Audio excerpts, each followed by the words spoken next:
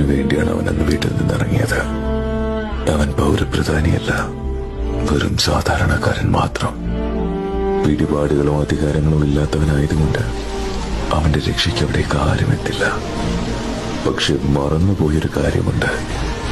അവന് ജന്മം നൽകിയത് 1000 ചരിത്രങ്ങൾ സൃഷ്ടിച്ച മണ്ണാണ്.